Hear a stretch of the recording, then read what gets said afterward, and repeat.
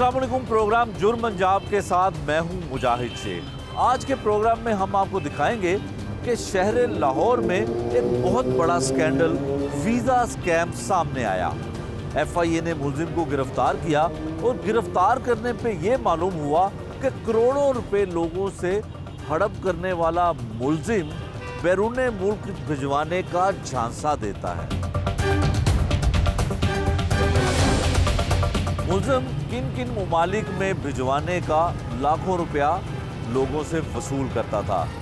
FIA की investigation क्या कहती है, कितने मुकदमात दर्ज हो चुके हैं और वो लोग कौन हैं जिन्होंने लाखों रुपए देकर बाहर जाने के ख्वाब देखे थे। ये सब कुछ आपको दिखाएंगे आज के इस प्रोग्राम में।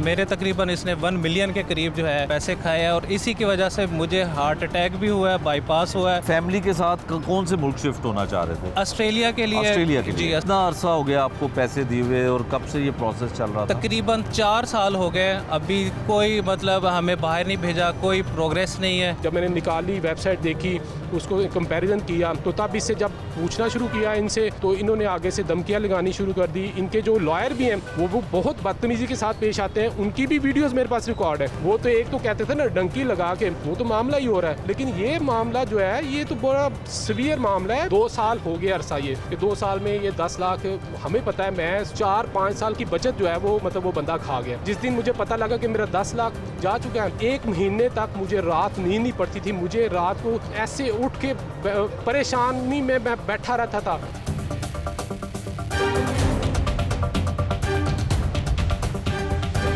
मासूम शहरियों को बाहर ले जाकर इमिग्रेशन दिलवाने का झांसा देकर फ्रॉड करने वाला एक शख्स जो है वो FIA ने गिरफ्तार भी किया है और एक पूरी जो है इसमें टीम शामिल है। ये वो मुतासिर लोग हैं जिनके साथ फ्रॉड हुआ, लाखों रुपए की जो है इनसे भी रकम ली गई और बताया जाता है कि अरबों रुपए का जो है वो फ्रॉड हुआ है बाहर भिजवाने के नाम पे।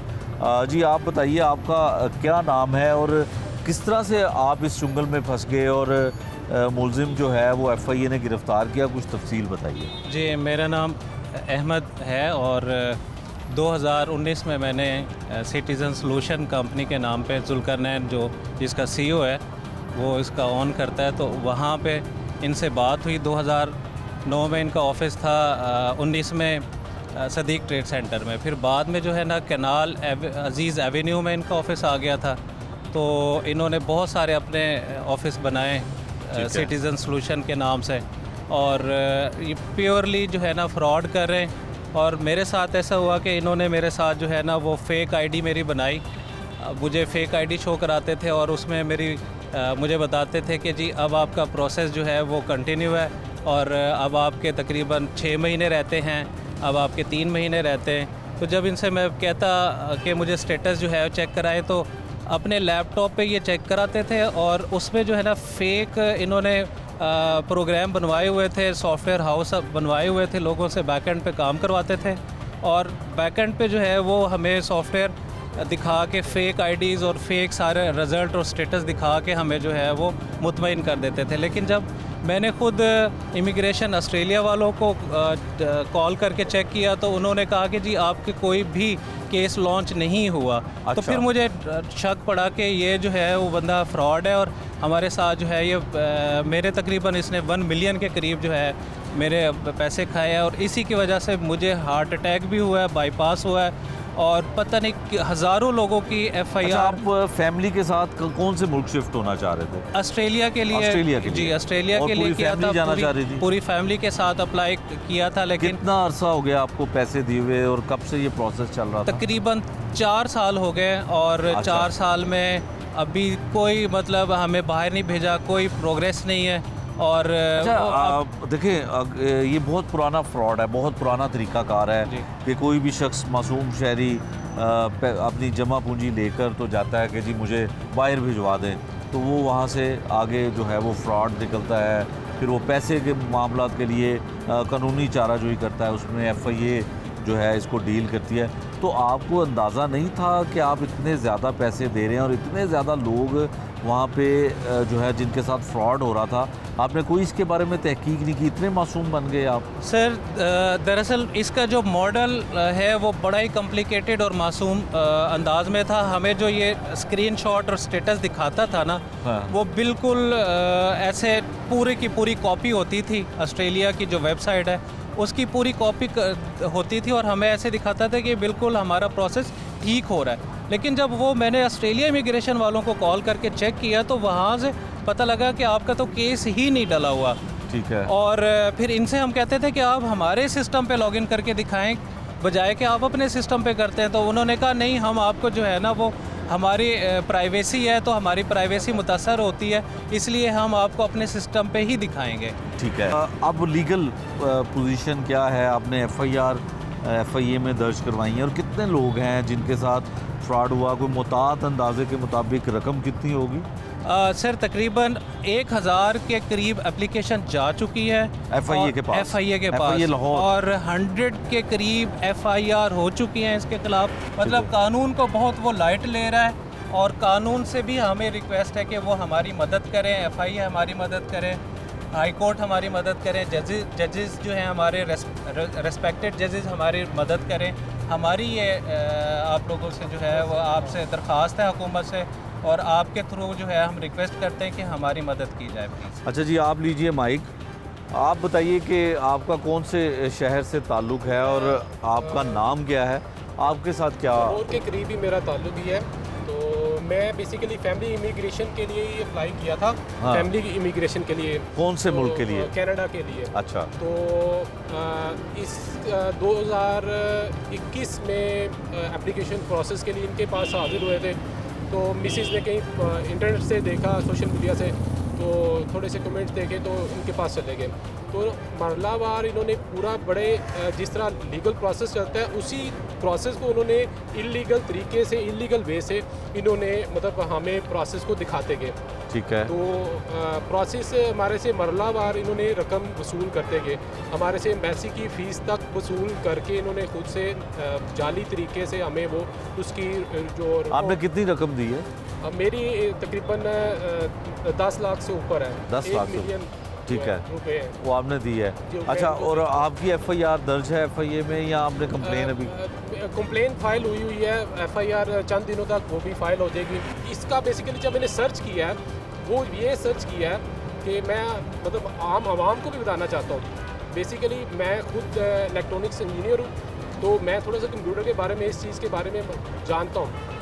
ये बेसिकली इसने हायरिंग की थी, मैंने इसकी फेसबुक पे पोस्ट वगैरह पुरानी देखी थी, उसमें इसने हायर किए थे कंप्यूटर एक्सपर्ट, सॉफ्टवेयर एक्सपर्ट्स वगैरह जो हायर किए थे। उनकी हायरिंग से इसने क्या किया, इसने जाली वेबसाइट बना के, पोर्टल बना के, मतलब आप क्या है कि आप एक कोडिंग लेके किसी भी वेबसाइट की, आप उसकी कोई भी कोडिंग कॉपी करके आप नई वेबसाइट क्रिएट कर सकते हैं। जब मैंने छानबीन की तो कनाडा एम्बेसी जो है वो हर साल अपनी वेबसाइट का वो विजन है वो चेंज कर देता है। उसके हमेशा वो न्यू स्टाइल में उसका वो पोर्टल शो होता है। तो इसके पास जो पोर्टल सेव है वो आज से 2 साल पुराना पोर्टल सेव है, जिस पे हमें वो प्रोफाइल एडिट करके वो जाली प्रोफाइल बना के हमें वो शो करवाता रहा और वो स्क्रीन शेयरिंग करवा के हमें वो हमारे से पैसे वो वसूल करता रहा। और अब जब मैंने उसको छानबीन की, मुझे इस्लामाबाद से जब पता लगा, माजिद भाई का पता लगा, उनसे मैंने सारा सिलसिला पूछा, तो तब मुझे पता लगा कि ये तो सारा सिलसिला कार ही, जब मैंने निकाली वेबसाइट देखी, उसको कंपैरिजन किया, तो तब इससे जब पूछना शुरू किया इनसे, तो इन्होंने आगे से धमकियाँ लगानी शुरू कर दी। इनके जो लॉयर भी हैं वो बहुत बदतमीज़ी के साथ पेश आते हैं, उनकी भी वीडियोज़ मेरे पास रिकॉर्ड है। उन्होंने मेरे साथ काफ़ी बदतमीज़ी की, इनके लॉयर ने भी। मैं हुकूमत से यही अपील करूँगा कि मतलब मेहरबानी करें इन इस तरह के लोगों को। वो तो एक तो कहते थे ना डंकी लगा के, वो तो मामला ही हो रहा है, लेकिन ये मामला जो है ये तो बड़ा सीवियर मामला है। अब पढ़े लिखे एजुकेटेड लोग जो हैं उनको ये पता नहीं कितनी मेहनत से हम कमाई कर रहे हैं और उनकी कमाई को ये मतलब ये लोग आराम से खा रहे हैं। जितने भी जो लोग सरमाएदार होते जा रहे हैं उनके लिए उतनी ज़्यादा मतलब जो है वो आसानी होती जा रही है। उनको माशरे में रहना आसान होता जा रहा है। जो लोग मेहनत मजदूरी कर रहे हैं उनके लिए उतने ही ज़्यादा मसाइल क्रिएट होते जा रहे हैं कि मतलब वो अपने ये मामलात को, जिस तरह हम आपके साथ बड़ी मुश्किल से मतलब आपके पास आए हैं, तो मतलब हमारे लिए इतनी मुश्किलात, मतलब 2 साल हो गए अरसा ये कि 2 साल में ये 10 लाख हमें पता है। मैं समझता हूँ कि मेरे 4-5 साल की बचत जो है वो मतलब वो बंदा खा गया, मेहनत की मजदूरी की कमाई। तो बस मैं भी इन्हीं भाई की तरह, मतलब मैं जिस दिन मुझे पता लगा कि मेरा 10 लाख जा चुका है, मैं 1 महीने तक मुझे रात नींद नहीं पड़ती थी। मुझे रात को मैं ऐसे उठ के परेशानी में मैं बैठा रहता था। वो ये मेरी हालत थी। बस मैं ये हुकूमत से अपील करूँगा कि खुदा रहा ऐसे लोगों के साथ इस तरह के इबरतनाक सज़ा इन्हें दें। अल्लाह ताला इनको बल्कि ऐसी इबरतनाक सज़ा दे कि ये किसी एक जगह मुकाम पे ये सोचें कि हम लोगों के साथ ज़्यादती करते रहे। कुछ मुतासरीन और हैं जी हमारे साथ, जिन्होंने बाहर जाने का ख्वाब देखा और पैसे बटोर के और फ्रॉड करने वाला ग्रोह जो था वो इनके ख्वाब चकनाचूर कर गया। आप बताइए जी, आप कहाँ जाना चाह रहे थे और आपने कितने पैसे दिए और कितने अरसे से ये प्रोसेस चल रहा था? अस्सलाम वालेकुम जी, मेरा नाम मज़हर है। हम लोग 2018 में हम इंट्रोड्यूस हुए थे इसके पास। उस वक्त GCS का जो ऑफिस है ये सदीक ट्रेड सेंटर में था, और मैं अलॉन्ग विद मेरा एक फ्रेंड था, उसकी फैमिली और मेरी फैमिली, हम लोग गए और वी हैड अ डिस्कशन। हमने इससे बात की सारी, और देन वी डिसाइडेड कि हम इसको केस अपना देंगे। हमने इससे एग्रीमेंट साइन किया, एडवांस पेमेंट इसको की और इसने प्रोसेस शुरू कर दिया। और वो 2018 से लेके आज 2023 हो गया है। बस वो चक्कर पे चक्कर, लास्ट 2 सालों से तो ये बिल्कुल गायब हो गया। इसने ब्लॉक पे लगा दिया नंबर, हमारे कॉल्स नहीं अटेंड कर रहा, और वो अजीबोगरीब मुझे फेक वेबसाइट्स की, ऑस्ट्रेलियन गवर्नमेंट की फेक वेबसाइट से वो उसके स्नैपशॉट लेके भेजता रहा कि जी यूर इन प्रोसेस, 6 महीने रह गए, 4 महीने रह गए। तो मैंने कहा भाई अब तो मेडिकल आना चाहिए था, तो क्या हुआ? तो वो उसके बाद से इसने ब्लॉक कर दिया। फिर रब्ता कोई नहीं, फिर मुलाकात कोई नहीं, इसके लोगों के पास जाना है तो वो उनको पूछना, तो वो जी आ रहे हैं, हो रहा है जी, ठीक है आप फिक्र ना करें, हो जाएगा। फिर ये मुझे वॉइस नोट्स भेजता था, मतलब भाई वो आप फिक्र ना करें, आपका केस जेन्युइन है, कोई इशू नहीं है, नहीं है, ऐसा कोई मसला नहीं है। एनी हाउस वो ये सिलसिला चलता रहा। अल्टीमेटली इससे मुझे कहा जी वो आप 15 लाख रुपए और दे दें। पहले कितने दे चुके थे? मेरा जी तकरीबन वैसे जो मैंने एविडेंस लगाया है वो 28 लाख और 70 हज़ार रुपये का है, और लेकिन वो 10-12 लाख रुपए और इसके अलावा मेरा लगा हुआ 3.5-4 मिलियन की अमाउंट है जो गई हुई है। 28 लाख 70 हज़ार के मैंने एविडेंस FIA वालों को दिए हैं। ठीक। खैर वो ये मुझे इसने कहा, मैं उठ के आ गया। फिर मैं आफ्टर 10-15 डेज़, आप तो गायब ही हो गए थे। मैं कहा यार 15 लाख रुपये को ऐसा तो नहीं कुछ हाथ में जेब में रखा निकाल के दे दूँगा, अरेंज करना होता है। मैंने कहा आप इस तरह है कि मुझे ना ID पासवर्ड दें, मैं अभी लॉगिन करता हूँ ईमेल अकाउंट में, मैं चेक करता हूँ, मेरा अगर स्टेटस उस पर ठीक है अभी आपको यहाँ पर 15 लाख रुपये ट्रांसफ़र करता हूँ, मेरे फ़ोन से ट्रांसफ़र हो जाएंगे, 2 मिनट लगेंगे। नहीं वो ऐसे तो नहीं हो सकता, मज़हब भाई ऐसे तो नहीं हो सकता। और खैर वो लटकू दिया। फिर वो अच्छा आप बैठे, मैं आता हूँ, और उसके बाद दफ्तर से गायब हो गए। ठीक है। मैं कोई 2-3 दफ़ा उसके बाद मैं गया, फिर इसके बंदों से मुलाकात होती। लास्ट जो इसके मैनेजर से मुलाकात मेरी हुई कि जी वो मज़हब भाई वो कहते हैं जी आपने 15 लाख रुपये देना है। मैंने कहा वो कसम तो नहीं लिखी कि 15 लाख रुपये देना है। हाँ, as per agreement I have paid you everything. उसके हिसाब से मैंने आपको ये 1.5-2 लाख रुपए जो आपका बैलेंस है मेरे पास पड़ा हुआ है। चलो मैंने 15 भी दिया। मैंने कहा मैं अपना लैपटॉप लेके आया हूँ, आप इसमें ID पासवर्ड डालो, ईमेल अकाउंट मैं खोलता हूँ, ID पासवर्ड डालो, मुझे मेरे लैपटॉप के ऊपर स्क्रॉल करके दिखा दो कि मेरा स्टेटस है। ठीक है। मैं तुम्हें 15 लाख रुपए देता हूँ, नहीं दूंगा तो मुझे दफ्तर से ना निकलने देना, गार्ड तो मैंने बाहर खड़े किए हुए हैं, मैं अकेला बंदा हूँ ना, डाक लो मैंने। नहीं वो आप ऐसा नहीं हो सकता, आप इस तरह है कि हम किसी थर्ड पर्सन को बीच में इन्वॉल्व कर लेते हैं। मैं कहा जी थर्ड पर्सन मुराद, हम किसी तीसरे बंदे को हम आपका दिखा देते हैं। मैं कहा क्यों भाई, पैसे मैंने दिए हैं, मुझे दिखाओ। अल्टीमेटली इसने कहा कि जी वो आपको ना एक और वो मैंने एक इसके पास रेफ़र किया हुआ था, वो रिलेटिव ही था मेरा, उसको बच्चे को बुलाते हैं, उसको दिखाते हैं, फिर आप जाने और वो जाने, आप उसे ले सकते हो, आप ले लीजिएगा, अदरवाइज़ हम बरील जिम्मे हैं। आई सेड कि यार ऐसे तो नहीं होगा, मेरा केस है, मैंने पैसे देने हैं, मैं आपसे कोई अननेसेसरी डिमांड तो कर नहीं रहा। मैं आपको कह रहा हूँ कि यार आप मुझे ये मेरा आईडी पासवर्ड दो, पोर्टल मेरा खोलो, मैं उसमें से देख लेता हूँ, रिव्यू कर लेता हूँ, अगर तो चीज़ें ठीक हैं तो यार तुम्हें इतराज़ नहीं होना चाहिए, मैं तुम्हें दे देता हूँ। अच्छा जी, हम पूछ के बताएंगे। उसके बाद से वो उन्होंने भी मेरे साथ रब्ता बिल्कुल वो छोड़ दिया। अच्छा मज़हर साहब, ये सारा आपके साथ हुआ फ्रॉड, आपने FIR दर्ज करवा दी, FIA ने गालिबन गिरफ़्तार भी कर लिया, जी ठीक है, लेकिन इनका असर रसूख बाकी लोगों ने भी बताया, आप भी बता रहे हैं कि गार्ड्स भी हैं और बड़ी बड़ी गाड़ियाँ और सब कुछ, और बहुत से नामवर लोग इनके ब्रांड एम्बेसडर बने। देखिए ब्रांड एम्बेसडर इसने पीछे शुरू किए, उसमें इसने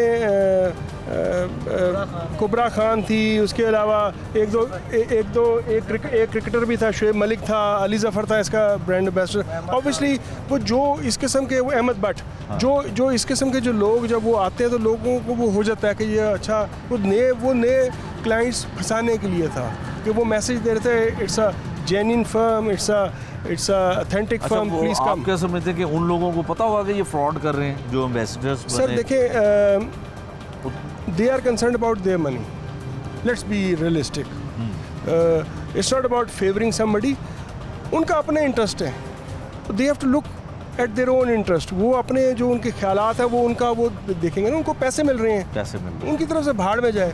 बट हमारी प्ली ये है कि they should also be called, और उनको एटलीस्ट उनको बताना चाहिए कि भाई तुम लोग ये गलत कर रहे हो, तुम लोग लोगों को तरगीब दे रहे हो आप गलत काम करने के लिए। FIA का स्टेटस क्या है? FIA क्या कहता है? देखिए जी, FIR हो गई, सब कुछ। मुझे जब पता चला ये गिरफ़्तार हुआ है, वो फ़ौरन पता लग गया था जी गिरफ़्तार हो गया है। आई वेंट ओवर, देखा, उससे पहले 2 दिन पहले, इसकी गिरफ़्तारी से 2 दिन पहले मैंने FIA में दरख्वास्त दे दी थी इनके डायरेक्टर ऑफिस जाके। वो भी मुझे एक दोस्त ने कहा कि नहीं यार तू दरख्वास्त दे, तो फिर हम देखते हैं, क्योंकि मैंने कुछ लोग बीच में डाले थे इन्फ्लुएंशियल, कुछ इसके महल्लेदार थे इन्फ्लुएंशियल लोग, उनको बीच में डाला था कि जो पंचायत वाले होते हैं कि यार ये मसला सॉर्ट आउट करवाएं, तो फिर वो उनको भी इसने थोड़ी सी तड़ी दिखाई कि जनाब, हालांकि इसके पीछे बेस, इसकी बैकग्राउंड कुछ भी नहीं है, बड़ी नॉमिनल, बड़ी गरीब फैमिली से ताल्लुक़ है, सैकड़ों पे घूमने वाले लोग थे ये। तो वो इन्होंने मुझे कहा कि जी आप जो है वो आप FIA में एक दरख्वास्त दे दें।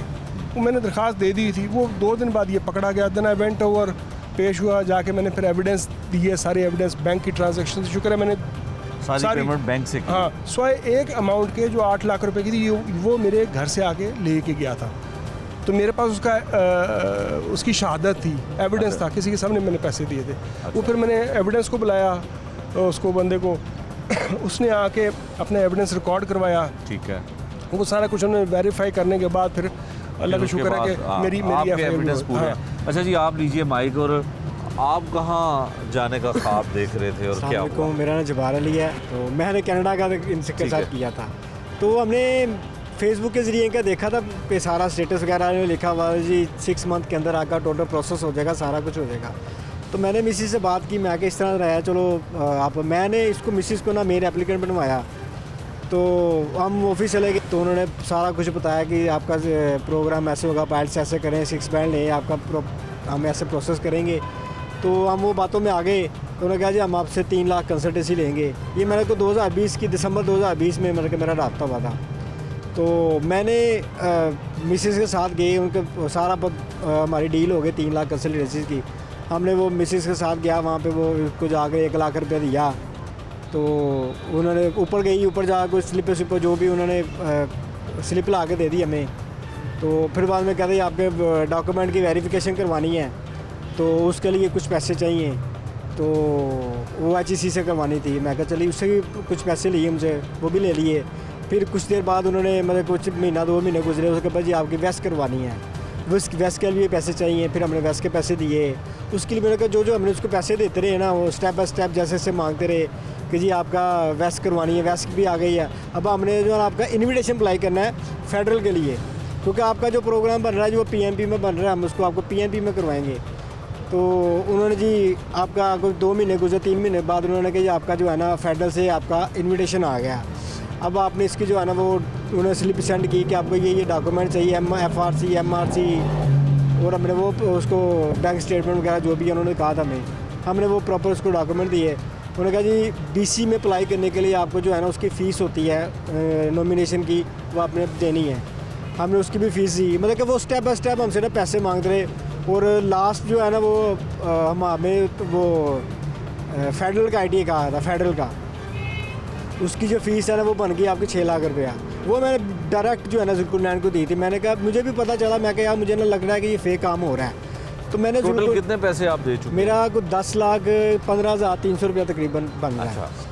तो मुझे लगा मुझे ना किसी इन्हीं के एक बंदा था, तो उससे मुझे कहा ये ना कोई वेब मिरर का ही होता है, मुझे डोंट नो कि वेब मिरर क्या चीज़ है, तो ये उससे ये काम करते हैं।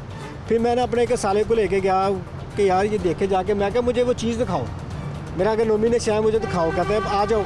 मैं इनके दफ्तर गया, तो मैंने जाके ऑफिस में जाके उन्होंने अपने लैपटॉप के ज़रिए ना हमें वो सारा कुछ दिखा दिया, ये आपका नॉमिनेशन आ गया है, ये आपका जो है ना फेडरल ITA आ गया है, ये आपको सारा मुझे दिखाया। मैं कहा जी मुझे लॉगिन पासवर्ड दें। कहते नहीं वो हम जो है ना लॉगिन पासवर्ड नहीं दे सकते, वो थर्ड पार्टी से हम करवाते हैं, जब तक हम जो है ना वो प्रॉपर काम नहीं ना होता और तब तक हम जो है ना वो आपको लॉगिन पासवर्ड नहीं दे सकते। हाँ, जब आपका वीज़ा लग जाएगा फिर आपको सब कुछ दे देंगे।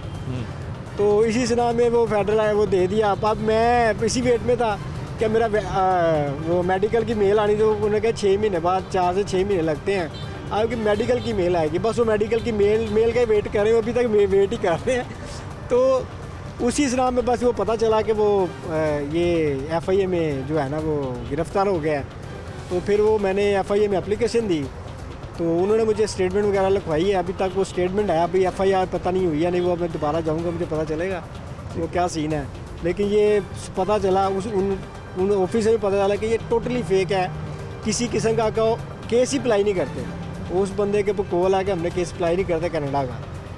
तो ये सीन है कि हम कोशिश में लगे हुए हैं कि भाइयों के तवसल से, आपके तवसल से, कि चलो जो हमने मेहनत की कमाई है थोड़ा थोड़ा करके हमने कहाँ कैसे कमाया कैसे नहीं कमाया, कहाँ से लिया, उधार लिया, जैसे भी लिया, तो हमने कहा यार चलो उतर जाएंगे, हम चले जाएंगे, उतर जाएंगे।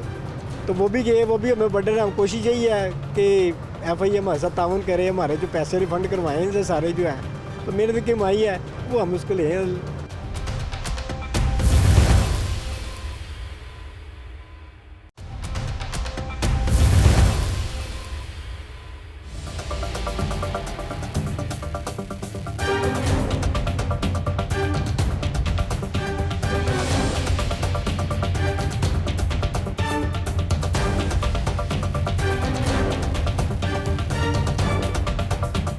इमरान भट्टी साहब हैं जी हमारे साथ, जो FIA की टीम की जानिब से इसकी इंक्वायरी हो रही है उस टीम का हिस्सा है। इनसे पूछते हैं कि जो जुल्कर नैन समेत ऐसे कई मुलजिम हैं, कई ऐसे लोग हैं जो मासूम शहरियों को बैरून मुल्क भिजवाने का झांसा देकर लाखों नहीं करोड़ों रुपए की रकम बटोरते हैं। बहुत शुक्रिया इमरान साहब आपका। इमरान साहब, बहुत बड़ा स्कैम एक पकड़ा FIA ने, और पता ये चला कि 400 से भी ज़्यादा इंक्वायरी हैं और काफ़ी सारी FIRs हैं। कुछ थोड़ी डिटेल बताइए कि मामला है क्या? ये एक मुलज़म है, वो अपना कारोबार कर रहा था ग्लोबल इन्वेस्टमेंट के नाम से, और इसने कोई अपने 3-4 दफ्तर बनाए हुए थे। फेज 6 में भी था, गुलबर्ग में 2 दफ्तर थे, गार्डन टाउन में भी था, मुख्तलिफ नामों से ये काम करता था। बेसिकली ये लोगों को कहता था कि हम आपको ऑस्ट्रेलिया और कनाडा की इमिग्रेशन के लिए आप हमें अप्लाई करें, और ये कंसल्टेंसी उसको प्रोवाइड करता था। लेकिन कंसल्टेंसी की आड़ में ये फिर उनके जो वीज़े थे, उनके जो डॉक्यूमेंट थे वो भी तैयार करना, उनके वहाँ पर उनको नौकरियों का झांसा देना, और नौकरियों का झांसा देकर फिर उनसे जो पैसे बटोरना, ये उसका फिर काम था। ये कोई पिछले 2 साल से कर रहा था। फिर हमारे पास कंप्लेंट्स आई, और कंप्लेंट्स को फिर हमने उसको जब हमने देखा कि ये इसमें काफ़ी इन्वॉल्व हो गया और लोग इसमें काफ़ी फंसते जा रहे हैं, तो फिर हमने इसके कार्रवाई की और इसको रेड करके हमने पकड़ा और इसके दफ्तर को भी सील किया। और अब इसके ख़िलाफ़ कोई हमारे पास 32 FIRs रजिस्टर्ड हो चुकी हैं इस थाने में, FIA में। ठीक है। और मोर दैन 400 इंक्वायरीज़ हैं। हम उसकी जो सारे कंप्लेंट्स को भी देख रहे हैं, उसको वैल्यूएट भी कर रहे हैं, और ये हमारे पास अभी दोबारा हम इसको फिज़िकल रिमांड पर है और कोशिश कर रहे हैं कि लोगों के साथ इसका देखेंगे क्या सूरत हाल है। अच्छा भट्टी साहब, ये बताएं कि ये जो शख्स है इसके ख़िलाफ़ FIRs भी आपने बताई कि हो गई हैं और मज़ीद इंक्वायरी के लिए एप्लीकेशंस भी आपके पास पहुँचे हैं। कोई मुताद अंदाजे के मुताबिक कितने का फ्रॉड है लोगों के साथ, कितनी रकम है और इसका तरीक़ाकार जो है वो क्या था? लोग इतने मासूम हैं कि इसके झांसे में आ जाते हैं? जो अब तक अपने को अंदाज़न इसके जो एग्रीगेट किया है जो अमाउंट का, वो 18 करोड़ के करीब है। अच्छा। जो स्कैम आ गया। अब लोग जो इसके चांसे में आते थे वो सारे वो लोग पढ़े लिखे लोग हैं जो इमिग्रेशन हासिल करने के लिए और यहाँ से पाकिस्तान से जाने के लिए तैयार हैं। मतलब ये सारा जो ब्रेन ड्रेन है और जिनके पास पैसा भी है। अब ये क्योंकि लोगों के पास पैसा होता है तो ये लोगों को झांसा देता है कि मैं आपकी एक तो कनाडा में और ऑस्ट्रेलिया में इमिग्रेशन करवाऊँगा। अब कनाडा की इमिग्रेशन का जो टाइम स्पैन है वो 18 महीने है। 18 महीने जब ये इनिशिएट करता है तो वो ज़ाहिर अपना उनसे वो पैसे ले लेता है और हर एक से जो पैसे लेता है वो मोर देन 1 मिलियन है। अब कंसल्टेंसी के लिए इतने पैसे मौजूद भी नहीं है और लोगों के पास क्योंकि पैसा है और बाहर जाने का शौक़ भी है तो इस वजह से वो इसकी बातों में आ जाते हैं। और दूसरा इसने सेटअप भी बहुत अच्छे बनाए हुए थे। लोग इंस्पायर भी हो जाते थे, उस इंस्पिरेशन में ही वो फिर अपने पैसे भी दे देते थे और अब वही लोग अब ख़राब हो रहे हैं जब उनके काम नहीं हो रहे। क्योंकि 18 महीने जब लग जाता है तो वो उस टाइम स्पैन में वो एक तो टाइम काफ़ी ज़्यादा हो गया होता है और ये उन जो लोगों के पैसे है उसको वो यूज़ कर लेता है, वो अपने मकसद के लिए यूज़ कर लेते। लोगों को इसने 1-2-3 सिस्टम बनाए हुए थे, लोगों को बस बता देता था कि जी आपका काम हो रहा है, अंडर प्रोसेस है। उनको उनके जो पासवर्ड है ताकि वो ख़ुद अपना उस सिस्टम में जा पे अपने जो एप्लीकेशन का स्टेटस है उसको चेक कर लें, ये उनको प्रोवाइड ही नहीं करता था। अच्छा। क्योंकि अगर इसने कनाडा में इमिग्रेशन के लिए अप्लाई किया और उस गवर्नमेंट को साथ इसकी लाइजनिंग है तो ज़ाहिर है आपका भी जो कंप्लेनर का हक़ है कि वो अपने उस केस की स्टेटस को देखे कि उसका स्टेटस कहाँ तक पहुँच गया है। लेकिन ये उनको वो स्टेटस भी नहीं बताता था और अपने हद तक वो अपने दफ्तर में ही उसको लोगों को लारे लगा रहा था। अब ज़ाहिर कितने लारे लगाने थे, आप पकड़ा गए इंशाल्लाह। अच्छा भट्टी साहब, जो कुछ कंप्लेनर हैं जिनसे हमारी बात भी हुई, उन्होंने हमारे साथ भी बात की, वो ये कहते थे कि कुछ लोग ऐसे भी हैं जिनको इसने भिजवाया भी है, लोग बाहर गए भी हैं और वो ऑस्ट्रेलिया का हो या दीगर ममालिक का हो, कुछ इस तरह से जिस तरह से आपने बताया कि उसके ऑफिस में जाके आप स्टेटस देख सकते थे, किसी और जगह पर वो स्टेटस नहीं देखा जाता। इसका मतलब इसने जो बाहर के ममालिक हैं उनकी फेक आईडी वो भी बना रखी है। तो आपकी इन्वेस्टिगेशन में इसने पहले ऑस्ट्रेलिया का काम शुरू किया, ऑस्ट्रेलिया में इसने लोगों को भिजवाया जिसकी वजह से फिर लोग ज़ाहिर है एक दूसरे को बताते हैं कि जी हमने ऑस्ट्रेलिया का काम किया था, वो इसने भिजवाया था। फिर इसने साथ कनाडा का काम शुरू कर लिया। अब जब कनाडा का काम शुरू किया तो ज़ाहिर इसका जो स्टाफ था वो इसके स्टाफ भी काफ़ी लोगों को मिसगाइड करता था, मिस डिक्लेयर करता था। वो इसके स्टाफ की अपनी कमीशनें भी थी। ज़ाहिर है वो अब इस लालच में आ गए, बजाय कि वो लोगों का काम करते वो लोगों से पैसे खाना शुरू हो गए और लोगों के काम होना रुक गए, जिस वजह से फिर कंप्लेन आना शुरू हो गई। ठीक है। अच्छा भट्टी साहब, एक बात और बताइएगा कि बहुत सारे लोगों के साथ, बहुत सारी सेलिब्रिटीज़ के साथ इसकी तस्वीर हैं, पाकिस्तान की मशहूर शख्सियात हैं, क्या उनके साथ भी कोई लेन देन था, बाहर भिजवाने का था या उनके साथ तस्वीर की? नहीं, वो उनके ब्रांड एम्बेसडर थे। हम इस एस्पेक्ट पर भी देख रहे हैं कि वो उनके जो पेमेंट हुई है वो किस चैनल से हुई है या कितनी पेमेंट हुई है, वो हम इनके जो इसका रिकॉर्ड है, बैंक रिकॉर्ड है, वो बाकी जो लोग हैं वो उसको हम देख रहे हैं। अच्छा, उसको देखा जा रहा है। अच्छा, ब्रांड एम्बेसडर बनाने का मतलब ये है कि लोगों को मुतासिर करना, लोगों को ये बताना कि ये बहुत जेन्युइन से लोग ज़ाहिर इंस्पायर करते हैं, अपना एडवर्टाइज़ करते हैं, लोगों को अच्छे जो प्रोमिनेंट चेहरे हैं उनको सामने ला के अपने साथ तस्वीरें खिंचा के, तो सारे लोग इंस्पायर हो जाते हैं कि अगर इतने बड़े लोग और प्रोमिनेंट लोग इसके दफ्तर में हैं और इसके साथ एडवर्टाइज़ कर रहे हैं और इसको वो प्रमोट भी कर रहे हैं, तो वो ज़ाहिर इसका प्रमोशन है इसके बिज़नेस की, वो लोग भी इंस्पायर हो जाते हैं। फिर भट्टी साहब, हमारे देखने वालों के लिए ये बताइए कि जुल्करनैन और इस तरह के लोग जो लोगों से पैसे बटोरते हैं, रकम बटोरते हैं, उनसे कैसे बचा जा सकता है और लीगल वे है क्या? ये कानूनी तौर पे इस तरह का कारोबार भी कर सकते हैं? बेसिकली ओवरसीज़ एम्प्लॉयमेंट प्रमोटर हैं, जो लोगों की जो एम्प्लॉयमेंट है बाहर के मुल्कों से वो जनरेट करते हैं, वो डिमांड लेके आते हैं, उसको एडवर्टाइज़ करते हैं और प्रॉपर तरीके से उसको प्रोटेक्टर ऑफ इमिग्रांट की तरफ से वो प्रोटेक्ट होता है उसका वीज़ा, ठीक है, और उसके बाद वो जाते हैं। हमारी ये गुजारिश है कि जो भी लोग बाहर जाना चाहते हैं वो ओवरसीज़ एम्प्लॉयमेंट प्रमोटर जो गवर्नमेंट की तरफ से रजिस्टर्ड हैं उनके थ्रू जाएं, ताकि अगर वो उनके वीज़े में या उनके अंडरटेकिंग जो उसके साथ हुई है अगर उसमें कोई वायलेशन होती है तो हम उसके खिलाफ कानूनी कार्रवाई भी कर सकते हैं और वो पैसे भी रीज़नेबल होते हैं। लेकिन अगर आप कंसल्टेंसी या इस तरह के आड़ में लोगों के पास जाएंगे जिन्होंने अपने दफ्तर एक अच्छे बना लिए हैं, वो सिर्फ इंस्पायर करते हैं लोगों को, वो सिर्फ पैसा ठगने की हद तक है। उनकी परसेंटेज जो है वो बहुत कम है। बेसिकली उनका मेन पर्पस होता है वो पैसा लोगों से ठग लें। ठीक है, मुलज़िम आपकी हिरासत में यकीनन इंटेरोगेशन भी हो रही है और मज़ीद इसकी कोर्ट में जो है इसको सज़ा भी मिलेगी। क्या एक्सपेक्टेशन है, क्या सज़ा मिल सकती है, और जो लोगों के साथ फ्रॉड कर चुके हैं ये उनको क्या कुछ रिकवर होगा, कुछ उनका पैसा उनको मिल सकेगा? जी होपफुली हमने इसकी जो प्रॉपर्टीज़ थी, इसके जो बैंक अकाउंट थे वो सीज़ कर लिए हैं। फर्दर भी हम देख रहे हैं कि इसकी प्रॉपर्टी कहाँ पर है, उसको वो हमारे सीज़ की हुई है हमने।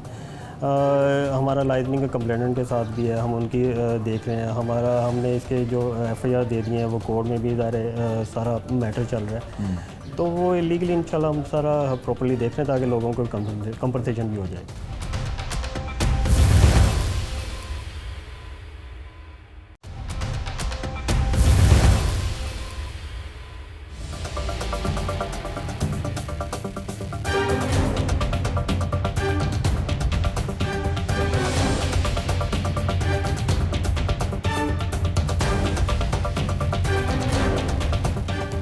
दुनिया मीडिया ग्रुप के सीनियर रिपोर्टर हैं जी, जो FIA की बीट करते हैं, राहील सैयद साहब। इनसे पूछते हैं कि इस तरह की स्टोरीज़ को ये कवर करते रहते हैं। राहील साहब ये बताएं कि जो लोग एक सब्ज़ बाग दिखाते हैं कि बैरून मुल्क जाएं, आप फैमिली के साथ सेटल हो जाएं, वहाँ पे बिज़नेस वीज़ा हासिल करें, बहुत सारे ऐसे इदारे बन चुके हैं। जैसे एक ये मुलज़िम जुल्करनैन है, इसको भी गिरफ़्तार किया है पुलिस ने।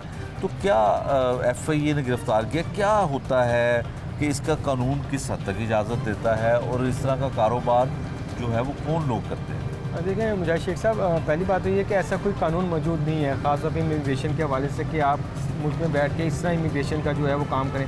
बहुत से लोग कर ये रहे हैं कि ट्रैवल्स एंड टूर्स एक लाइसेंस मिलता है महकमे सेहत की जानिब से, उसकी आड़ में ये कारोबार करते हैं, ट्रैवल्स एंड टूर्स के आड़ में। अब वो करते ये हैं कि लोगों को आते हैं सोशल मीडिया पे मुख्य जगहों पे बड़ी बड़ी जो है वो ऐड देते हैं। माजी में आपने देखा होगा कि अखबारों में पूरे पूरे पेज के सफ़ात छपते रहे, इमिग्रेशन करवा लें, और उस वक्त कानून नाफिज करने वाले इदारे खामोश बैठे रहते थे।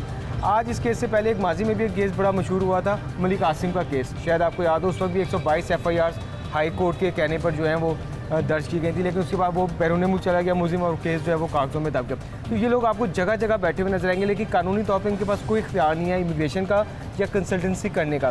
कुछ वकला के पास ये इख्तियारात होते हैं कानूनी तौर पर कि वो सिर्फ लोगों को गाइड कर सकते हैं, लेकिन यहाँ हम देखते ही हैं कि वो फ़ाइल तैयार करने से लेकर भिजवाने तक, और बहुत जगहों पर डन वीज़े की भी बात की जाती है कि आप 25 लाख 30 लाख दें, कैनेडा का डन वीज़ा है। उसके अलावा फिर बारस्ता, तुर्की और दीगर बॉर्डर से इस्तेमाल करके डंकी के रस्ते लोगों को भिजवाया जाता है। तो यहाँ पर लोग मुख्तलिफ आड़ में ये कारोबार कर रहे हैं। कोई स्टूडेंट कंसल्टेंसी के नाम पे कर रहे हैं, कोई वीज़ा ओवरसीज़ के नाम पे कारोबार कर रहे हैं, लेकिन कारोबार की आड़ में कारोबार पिछले काफ़ी अर्से से जारी है, और इस हवाले से एजेंट्स को जो है वो गिरफ्तार भी किया जाता है, स्कैंडल्स भी सामने आते हैं और फिर वो कागज़ों में दब जाते हैं।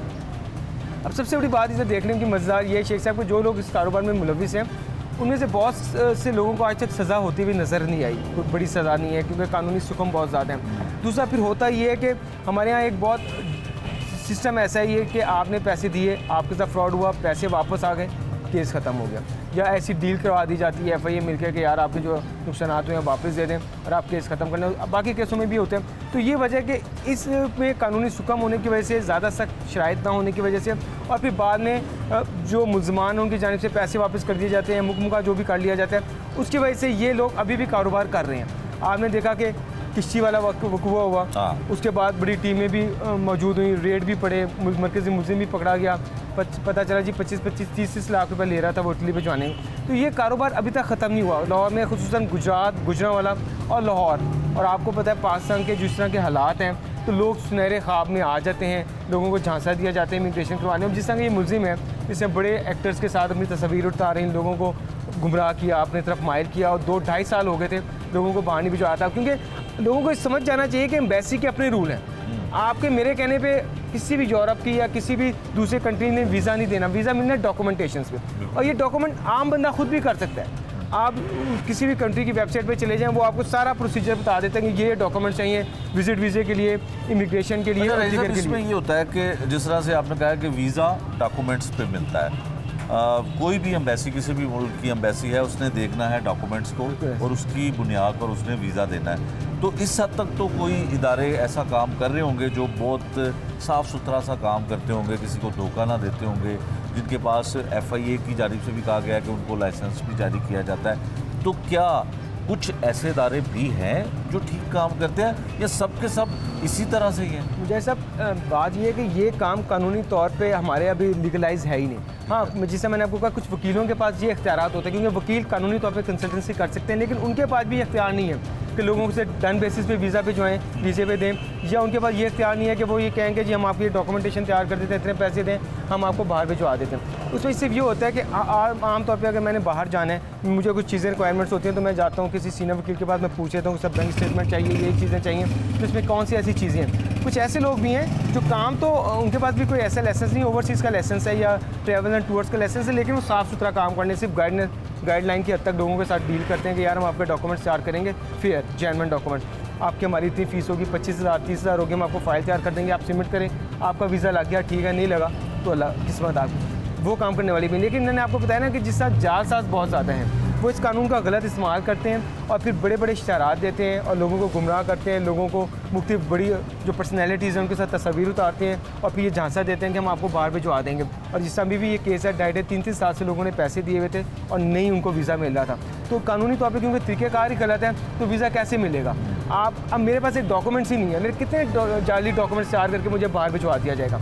लेकिन जिस तरह कुछ ऐसे रास्ते ये लोग इख्तियार करते हैं, तुर्की का रास्ता है, चाइना ईरान बॉर्डर है, वहाँ डिंकी के ज़रिए भिजवाया जाता है, फिर वहाँ उनके एजेंट्स होते हैं जो बारास्ता समुद्री लोगों को कंटेनर में भर के समंदर के रास्ते इटली या दीगर यूरोप के जो ममालिक में भिजवाते हैं, लेकिन सारा गैर कानूनी है और इसमें लोग मरते भी नहीं हैं। और अभी भी आपने देखा, बहुत बड़ी मिसाल है कि 7-9 लोग जो है वो किश्ती डूबने से। अच्छा साहब, जिस स्कैंडल का आपने अभी जिक्र किया, ये खबर भी आपने ब्रेक की थी कि जिसने बहुत बड़ी सेलिब्रिटीज़ के साथ और उनको ब्रांड एम्बेसडर बना के तो अपनी तस्वीरें भी अट्रैक्शन उसमें पैदा की, कितने लोगों की शिकायत इनके हवाले से आई हैं कि कितना बड़ा स्कैम है, काफ़ी ज़्यादा बड़ा पैसा था? सर देखें, अभी तक जो हमारी बात हुई है, जो हमने इन्वेस्टिगेशन की लोग उनसे तफ्तीश वगैरह से बात की, 16 से 17 करोड़ रुपये जो है वो बता रहे हैं और 400 से ज़ायद इंक्वायरीज़ आ गई हैं और 32 के करीब FIR हुई हैं।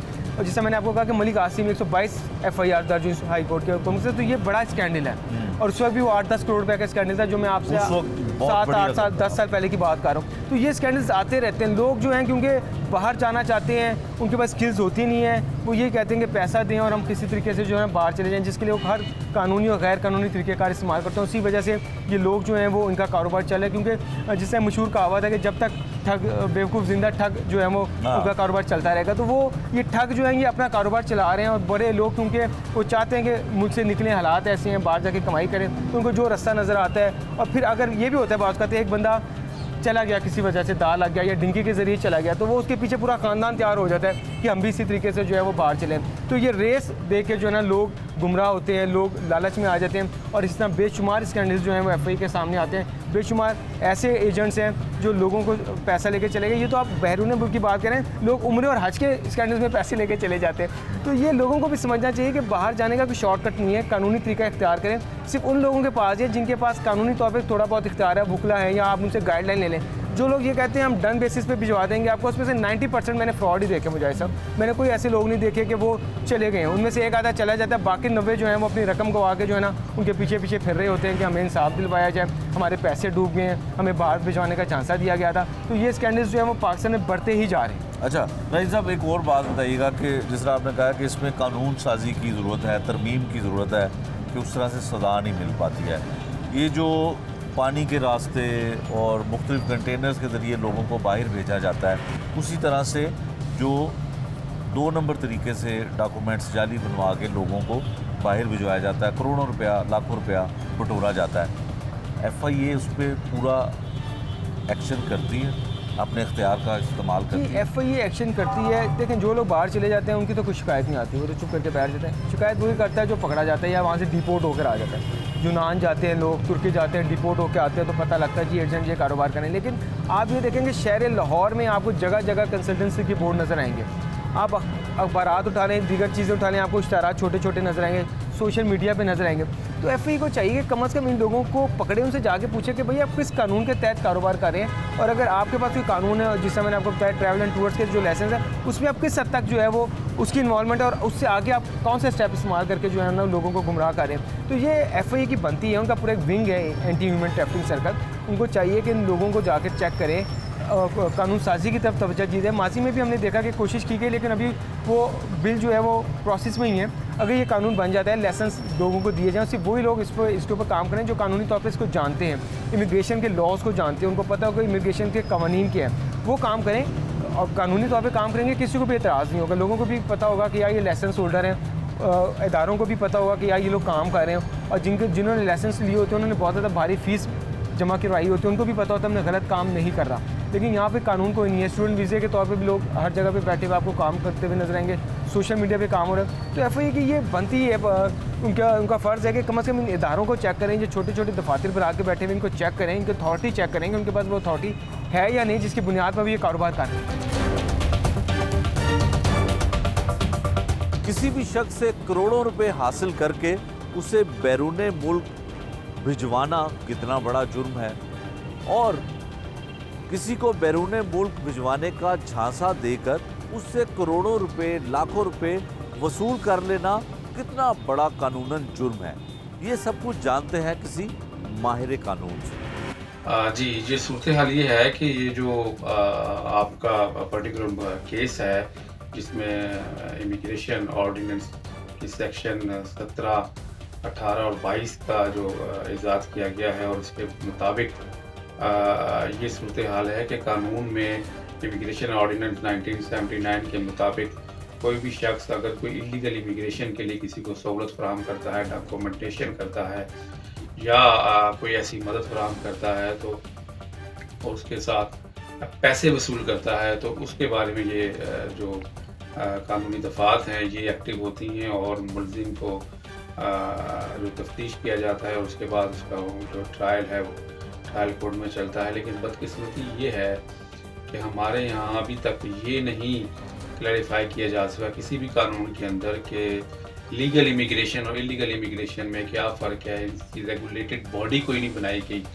जो हमारे यहाँ हम देखते हैं कि बहुत से ऐसे लोग हैं जो नॉन क्वालिफाइड हैं, वो इमिग्रेशन के एडवाइस पूरी दुनिया के मालिक के लिए दे रहे होते हैं और उनको ये तक मालूम नहीं होता कि लोकल कवानीन इस बारे में क्या हैं और इंटरनेशनल लॉ इस बारे में क्या है, और जिस मुल्क की इमिग्रेशन वो ऑफर कर रहे हैं वहाँ पर इमिग्रेशन लॉ इस बारे में क्या हदूद को बयान कर रहा है। बस ये एक कारोबार बन गया है जिसकी रेगुलेशन नहीं है। तो डेफिनेटली FIA इस मामले में हरकत में आता है जब बड़े बड़े स्कैम सामने आते हैं। आपके केस में भी आप देख रहे हैं कि बड़ा स्कैम सामने आया है। ओवर 400 जो एप्लीकेशन आ चुकी हैं और 50 से ज़्यादा उस पर FIR हो चुकी हैं। लेकिन अब देखेंगे इस FIR के कंटेंट्स को अगर आप देखेंगे तो इसके अंदर भी एक बड़ा कमज़ोर सा केस बनाया गया है। और ऐसे केसेस में हमने देखा है कि अल्टीमेटली ये होता है कि कुछ लोगों को पैसे वापस कर दिए जाते हैं और मुलजिम ज़मानत करवा कर फिर बाहर आ जाता है और फिर वो इन्हीं मकरू धंधों में मुलविस हो जाता है। इस वजह से मुल्क में बदनामी होती है और इंटरनेशनली पाकिस्तान को एक अरसे तक समझ लें कि रेड लाइन में रखा गया था कि पाकिस्तान से इलीगल इमिग्रेशन जो है वो हाई रेशो में है। ना ही हमारे कानून नाफिज करने वाले इदारे इस चीज़ का इदराक करते हैं और ना ही हमारे यहाँ कोई ऐसा रेगुलेटेड लॉ मौजूद है जो इन लोगों के बारे में बताए। और इसमें एक और सूरत हाल ये है कि 2002 में prevention of human trafficking proper एक ऑर्डिनेंस बनाया गया जिसकी 14 साल तक सज़ा थी जिस जराइम में, उसका भी कोई दफ़ा इन FIR में नहीं लगाई गई और सिर्फ जो दफ़ात लगाई गई हैं उनमें 5 से 7 साल तक सज़ा है। ये था आज का जुर्म अंजाम जिसमें हमने आपको दिखाया कि FIA की इन्वेस्टिगेशन क्या कहती है। लोगों को बैरून मुल्क भेजने वाले फ्रॉडिये किस तरह से गिरफ्तार हुए, क्या इन्वेस्टिगेशन उनसे हुई और कितनी रकम मासूम शहरियों से लूट चुके हैं। ब्रांड एम्बेसडर के तौर पर बड़े बड़े नामों के साथ अपनी तस्वीर बनाकर लोगों को और दिलकश करते थे। नए प्रोग्राम तक के लिए मुझे दीजिए इजाज़त। अल्लाह निगहबान।